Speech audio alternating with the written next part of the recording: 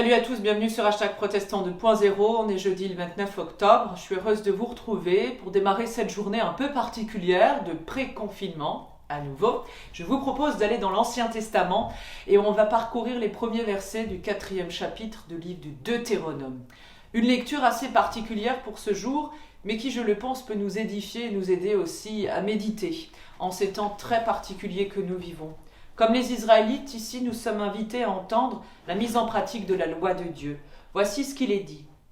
Israélites, continua Moïse, obéissez aux lois et aux règles que je vous enseigne à mettre en pratique. Elles vous permettront de vivre, et vous pourrez prendre possession du pays que le Seigneur, Dieu de vos ancêtres, vous donne. N'ajoutez rien aux commandements que je vous transmets de la part du Seigneur, votre Dieu.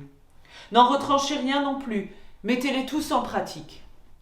Oui, vous avez vu de vos propres yeux comment le Seigneur votre Dieu a agi dans l'affaire du Dieu Baal, en exterminant tous ceux de votre peuple qui avaient rendu un culte à ce Dieu. Mais vous, vous êtes restés fidèles au Seigneur votre Dieu, et vous êtes tous encore en vie aujourd'hui. Vous le savez, je vous ai enseigné des lois, des règles, comme le Seigneur mon Dieu me l'a ordonné. Vous les mettrez en pratique quand vous serez dans le pays dont vous allez prendre possession, si vous les mettez en pratique soigneusement. Et que vous vous affectez à les rendre clairs. Alors les autres nations qui auront connaissance de ces lois vous considéreront comme sages et intelligents. On dira de vous quelle sagesse, quelle intelligence il y a dans cette grande nation. En effet, existe-t-il une autre nation, même parmi les plus grandes, qui ait des dieux aussi proches d'elle que le Seigneur notre Dieu l'est pour nous, à chaque fois que nous l'appelons à l'aide ?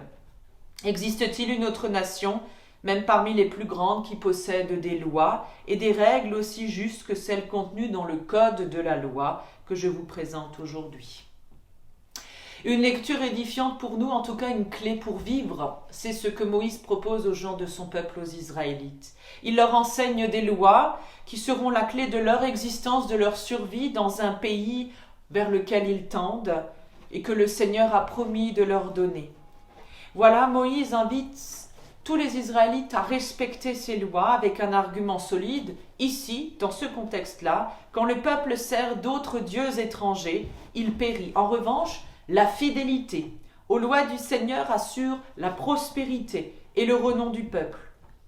Pour Moïse et les gens de son temps, les Israélites, la loi n'est pas une contrainte. Elle n'est pas perçue ni à recevoir comme cela, mais c'est un mode de vie. Et pour nous qui allons être reconfinés pour quelques semaines, c'est aussi un sacré mode de vie très particulier que nous allons vivre ensemble. Un mode de vie, mais pour un temps. Alors, gardons la foi et l'assurance dans la prière avec ces mots de Johann Caracas. Dieu du temps et de l'histoire, des commencements et des résurrections. Dieu de la mémoire et de la promesse. Enseigne-nous à vivre avec le temps, à l'accueillir, comme un cadeau qui vient de toi. Donne-nous de l'aimer, dans ses dimensions d'instant et d'éternité. Donne-nous d'aimer le temps passé, qu'il soit pour nous mémoire plutôt que nostalgie. Une sève et sagesse de vie, plutôt qu'une relique idolâtrée. Donne-nous, Seigneur, d'aimer le temps à venir, qu'il soit pour nous une destination choisie plutôt qu'un destin tant redouté. Une promesse qui rassemble plutôt qu'une rétribution qui va nous diviser.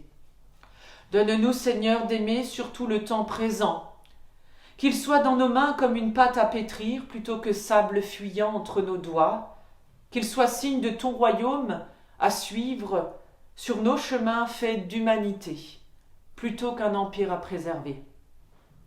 Merci pour hier et merci pour les temps passés.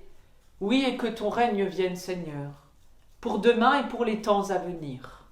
Me voici, nous voici tous, pour aujourd'hui et le temps présent de l'humain. Qu'il en soit ainsi. Je vous souhaite une bonne journée à toutes et à tous dans la paix du Seigneur, en gardant le sourire et le moral. Et je vous donne rendez-vous demain matin pour la prière du petit-déj. Et on se donne rendez-vous comme tous les matins pour ce rendez-vous journalier, pour prier ensemble et méditer un extrait de la Bible. Et dimanche, rendez-vous en vidéo pour un temps de culte live et de célébration, c'est sûr. On se retrouve très vite. Portez-vous bien.